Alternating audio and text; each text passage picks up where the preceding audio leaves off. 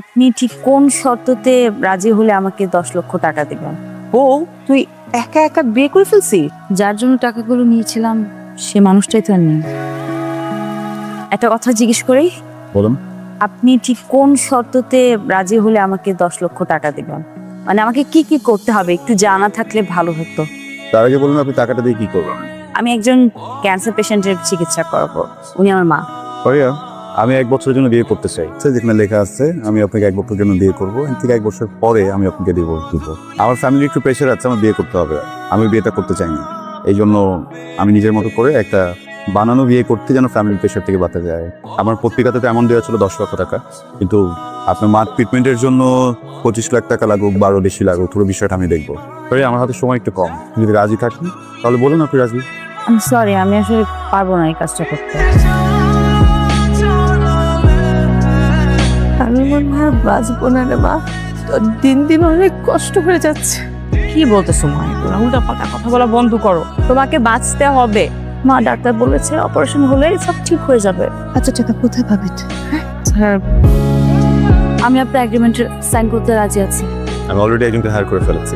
Sir sir please sir, আমার টাকাটা অনেক দরকার স্যার। আমাকে এগ্রিমেন্ট স্যার, আপনি যা করবেন আমি তাই করবো, আমার কোনো অসুবিধা নেই। আপনার মার এখন কি অবস্থা? ভালো না স্যার, খুব খারাপ অবস্থা। প্রতিদিন রক্ত বমি হচ্ছে, দিন দিন অবস্থা খারাপের দিকে যাচ্ছে স্যার। ডক্টর বলেছে যত তাড়াতাড়ি সম্ভব ট্রিটমেন্টটা শুরু করতে হবে, তখন দেরি হয়ে যাবে। অলরাইট, ওই বিষয়টা আমি দেখছি। সরি, আমার গার্লফ্রেন্ডের নাম নীরা, ও দেশে বাইরে থাকে। বিশেষ একটা কারণে এই মুহূর্তে ও চাইলেও দেশে আসতে পারবে না। এদিকে আমার ফ্যামিলি আমাকে খুব প্রেশার দিচ্ছে আমি যেন বিয়ে করে ফেলি। সো আপনার সাথে এগ্রিমেন্টে বিয়েটা করছি এই জন্য যেন তাদেরকে একটু থামানো যায়। Let me explain. আমি আমার বাসায় গিয়ে মা বাবাকে বলবো যে আমি আপনাকে অনেক ভালোবাসি, আমাদের অনেক দিনের সম্পর্ক, অ্যান্ড আমি আপনাকে বিয়ে করতে চাই। এই কথা বললে হয়তোবা আপনার ফ্যামিলির সাথে মিট করতে চাবে। সো বেটার হয় যদি বলি আপনি এতিমখানায় বড় হয়েছেন, আপনার ফ্যামিলি থেকেও নেই। স্যার একটা কথা জিজ্ঞেস করতাম যদি কিছু মনে না করেন। কি? আপনি আপনার বাবা মায়ের পছন্দ অনুযায়ী মেয়েকে বিয়ে করলেই তো হতো। আমি যদি আমার বাবা মার পছন্দে বিয়ে করে ফেলি সেটা তো আসল বিয়ে হয়ে যাবে। আমার গার্লফ্রেন্ড যখন দেশে ব্যাক করবে আমি আমার ওয়াইফকে কি বলবো? আমার গার্লফ্রেন্ড চলে আসছে, এখন আমাকে ছেড়ে দাও, আর ও আমার কথা মতো আমাকে ছেড়ে দেবে? দেখেন, এটাই তো প্ল্যান। আপনার সাথে ফেক বিয়েটা করছি একটা কারণে, কিছুদিন পরে আমরা তাদেরকে বুঝাবো যে এই বিয়েটা ওয়ার্ক করছে না, আমাদের ঝগড়া হচ্ছে, এটা ওয়ার্ক করবেও না, মিউচুয়ালি আমরা ডিভোর্স নিয়ে নিব।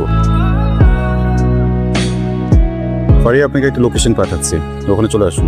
স্যার এখন তো অনেক রাত হয়ে গেছে, তো বাসা থেকে বের হওয়াটা একটু ডিফিকাল্ট। আমি আপনার সাথে কালকে সকালে দেখা করব স্যার। Sir 25 minute late. রাস্তা কি ক্যারাম খেলছিলে তুমি এতক্ষণ? তোমার কাছে টাইমের ভ্যালু নাই থাকতে পারে, বাট আমার কাছে আছে। সরি স্যার, এক্সট্রিমলি সরি, আর হবে না। ভাই আই এম সরি, আমার না আসলে মাথাটা একদম ঠিক নেই, খুব টেনশনে আছি। তোমাকে ফ্যামিলির সামনে নিয়ে যাবো, আমি পুরো বিষয়টা নিয়ে অনেক বেশি নার্ভাস। তারা যদি বুঝে ফেলে কোনোভাবে কি হবে, কোনো আইডিয়া আছে তোমার? জি স্যার। দেখো, আমার মা বা বাবা কেউ যেন কোনোভাবে কোনো কিছু আঁচ না করতে পারে। হ্যাঁ, জি স্যার। আর তারা কিন্তু যেন তুমি এতিম। Okay sir. কথায় কথায় আবার স্যার স্যার কেন বলছো? আজো বাসায় গিয়ে তো একই করবা।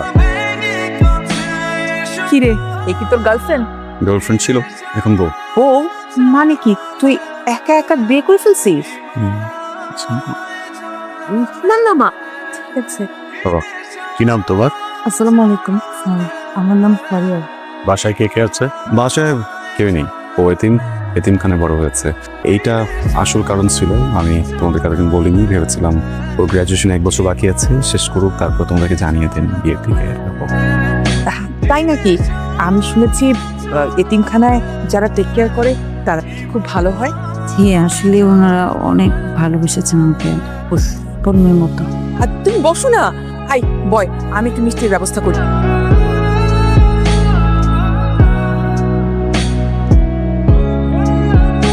হ্যাঁ বল। কি হয়েছে? কি হয়েছে মা? কোনো সমস্যা? আপনার তো যেতে হবে। কোথায়? আমাকে এতিমখানা যেতে হবে। আমাকে যে মানুষ করছেন আমার মা, মানে ওখানকার উনি অসুস্থ, অনেক হার্ট অ্যাটাক। ঠিক আছে, চলো আমরাও যাচ্ছি তোমার সাথে। না না না, আপনাদের চেক হবে না।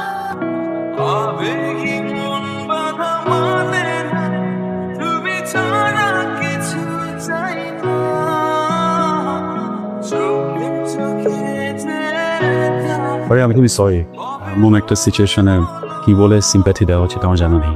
আমার ভেতরে একটা গিল্ট কাজ করে। আমার মনে হয় তুমি যদি আমার কথায় এই বাড়িতে না থাকতে সেদিন হয়তো আন্টির পাশে। I am sorry. না না, আপনি সরি বলবেন না, আপনার তো কোনো দোষ নেই। আমাদের ভাগ্যে ছিল মাকে এখনই হারাবো, আমাদেরকে রেখে চলে যাবেন, তাহলে বলছি আপনার কিন্তু কোনো দোষ নেই। রেহান, আমাদের এগ্রিমেন্টের সময়টা কিন্তু শেষ হয়ে আসছে। আমার মনে হয় এখন বাবা মায়ের সামনে আমাদের ঝগড়াটা শুরু করে দেওয়া উচিত, যেমনটা কথা হয়েছিল। তো আরেকটা কথা, ইম্পর্টেন্ট ব্যাপার, এটা অবশ্য আমার আগে দেওয়ার কথা ছিল, কিন্তু সামহাও দেওয়া হয়নি। এগুলো কি? আপনার টাকা। টাকাগুলো তো আপনার। যার জন্য টাকাগুলো নিয়েছিলাম সে মানুষটাই তো আর নেই। আপনার ছোট বোনটা স্কলারশিপ পেয়েছে না, এটা ওর কাজে লাগে।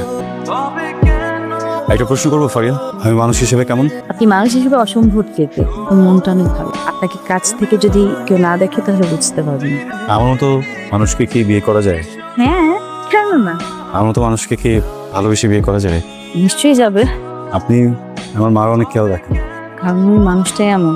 আমার কত খেয়াল রাখেন উনি, কত ভালোবাসেন। বাবার অনেক যত্ন করেন। উনি তো আমার বন্ধু।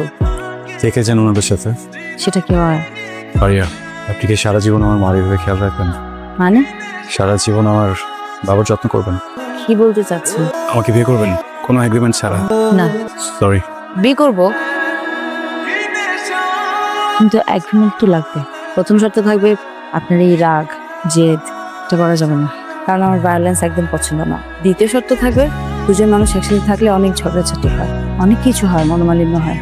যত যাই হোক আলাদা হওয়া যাবে না, ঘর আলাদা করা যাবে না। মিউচুয়ালি দুজনকে বুঝতে হবে, সলিউশন করতে হবে।